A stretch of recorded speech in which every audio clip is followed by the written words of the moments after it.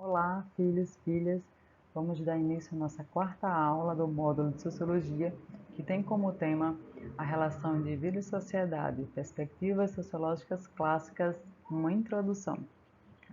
Então, entre os estudiosos que se preocuparam em analisar a relação indivíduo, a relação do indivíduo com a sociedade, destaca-se os autores clássicos da sociologia, o Karl Marx, o Emile Durkheim e o Max Weber.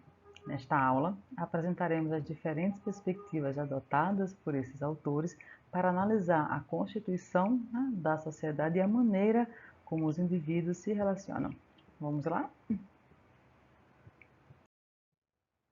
Então, vamos iniciar essa aula apresentando como o Karl Marx vai tentar dar conta dessa questão, que é uma questão central para os estudos sociológicos, a relação indivíduo e sociedade. Então, para o alemão Karl Marx, o ser humano ele é um produto histórico em constante mudança, dependendo da sociedade na qual está inserido e das condições em que vive. Então, assim, os indivíduos devem ser analisados de acordo com o contexto social em que produzem e reproduzem a sua existência. Então, é necessário estudar, segundo o Marx, os indivíduos reais, a sua ação e suas condições materiais de vida, tanto aquelas já encontradas como as produzidas por sua própria ação.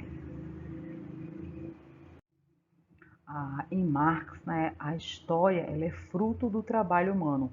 São os homens interagindo para satisfazer suas necessidades que desencadeiam o processo histórico. Então, é com base nesse pressuposto geral que o Marx se propõe a estudar a sociedade. Então, para o Marx, o estudo da sociedade começa quando tomamos consciência de que o modo de produção da vida material condiciona o desenvolvimento da vida social, política e intelectual em geral. Tá? Então, esta é a tese, pode-se dizer que é a tese fundamental de Marx e pode ser considerada a base de seu método sociológico. Então, para o Marx, o estudo da sociedade deve começar sempre pela sua economia, pela vida material dos homens e das mulheres. Então, no prefácio do livro A Contribuição à Crítica da Economia Política, Marx anunciou que pode ser considerado o resumo do seu método sociológico. Vamos a ele. Então, na produção social da própria existência, os homens entram em relações determinadas, necessárias, independentes da sua vontade, Então, essas relações de produção, elas correspondem a um grau determinado de desenvolvimento de suas forças produtivas materiais.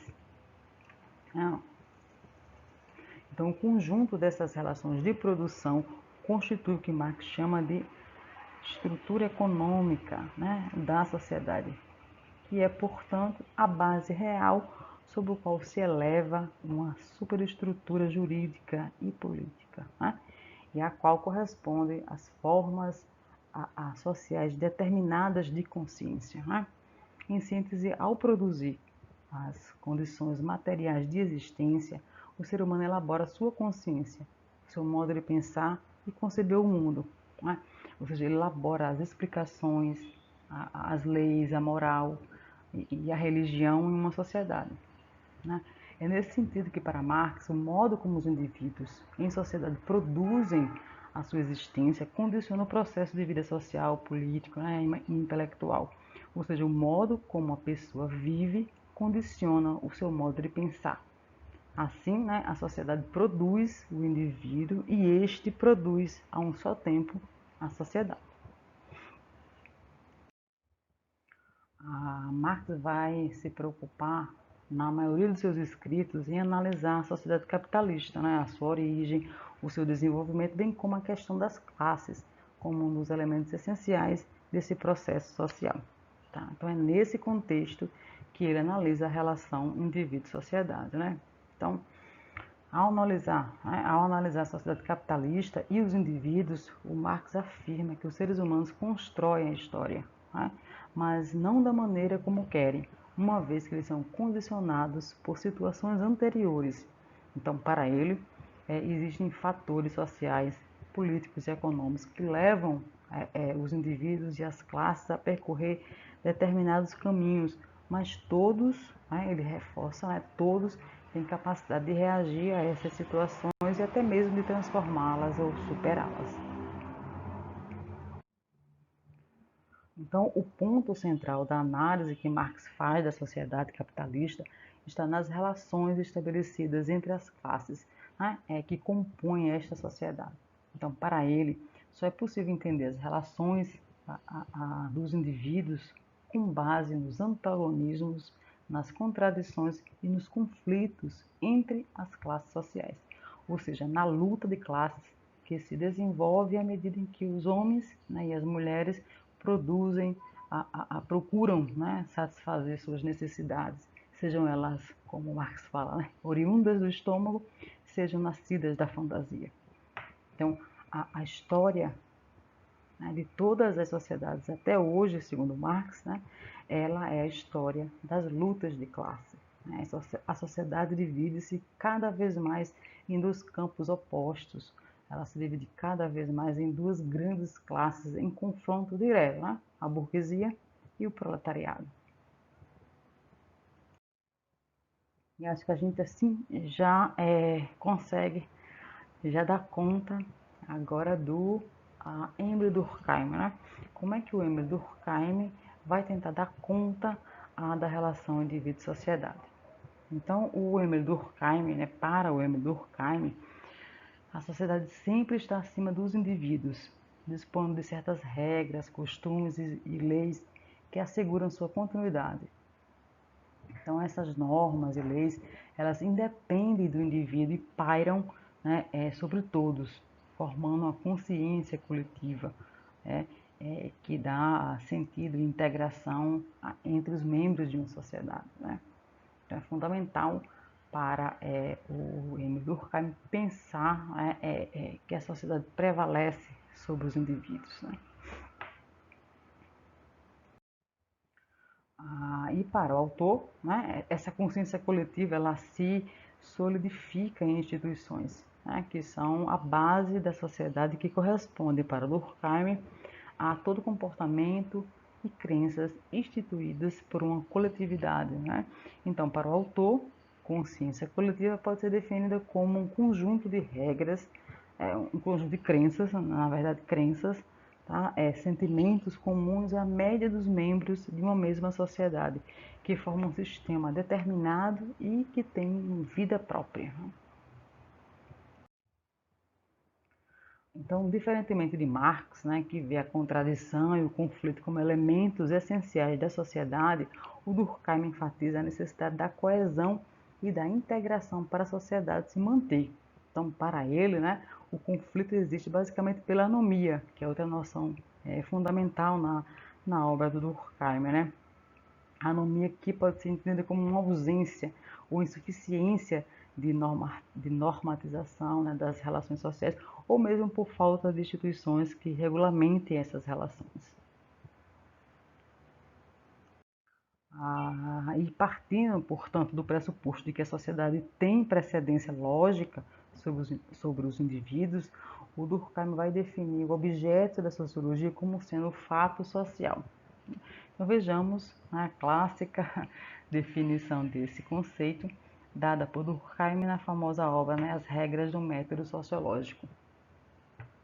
Então, o fato social, né, para Durkheim, é toda maneira de agir, fixa ou não, que é capaz de exercer sobre o indivíduo uma coerção exterior, ou ainda é geral, no conjunto de uma dada sociedade, né, tendo, ao mesmo tempo, uma existência própria, independente das manifestações individuais.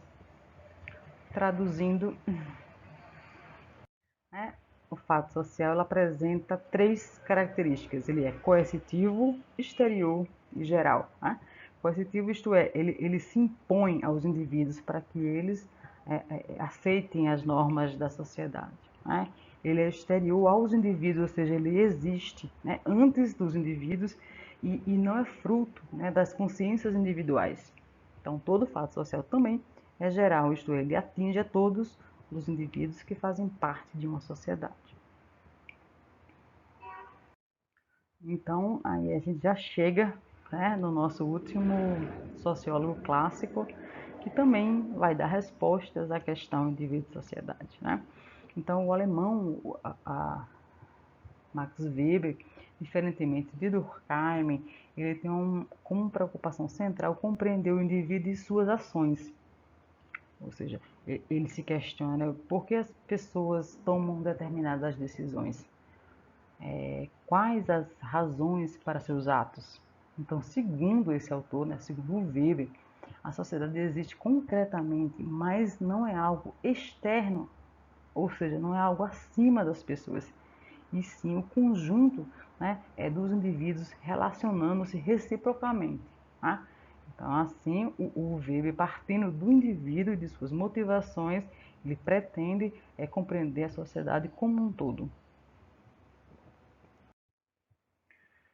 Então, o conceito básico para o Weber é o de ação social, entendido como um ato de se comunicar, de se relacionar, orientando-se pela ação dos outros.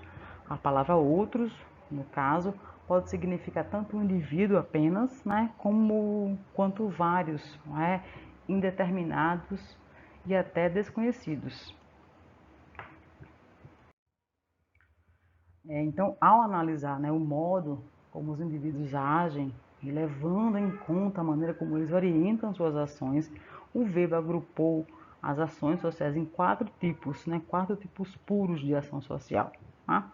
A ação social tradicional, que tem como base a tradição familiar, um costume enraizado, ou seja, é um tipo de ação que se adota quase que automaticamente, reagindo a estímulos, ou mesmo por imitação. A maior parte, de nossas ações cotidianas é desse tipo. A segunda ação social é a ação social afetiva, e tem um sentido vinculado aos sentimentos, estados emocionais de qualquer ordem na busca de satisfações de desejos. A terceira ação social, é a ação racional com relação a valores. Ela fundamenta-se em convicções, valores, éticos, estéticos, religiosos ou qualquer outro. O indivíduo que ele age de acordo com aquilo que acredita, independente das possíveis consequências. E a última é a ação racional com relação a fins. Fundamenta-se num cálculo, com base no qual se procura estabelecer os objetivos racionalmente avaliados e perseguidos, e ao mesmo tempo perseguidos e os meios para alcançá-los, na verdade, os meios para alcançar esses objetivos. Tá? Então, nesse tipo de ação, o indivíduo programa, ele pesa as consequências em relação ao que pretende obter. Com isso, nós chegamos ao fim dessa aula. Então, até a próxima. Tchau, tchau.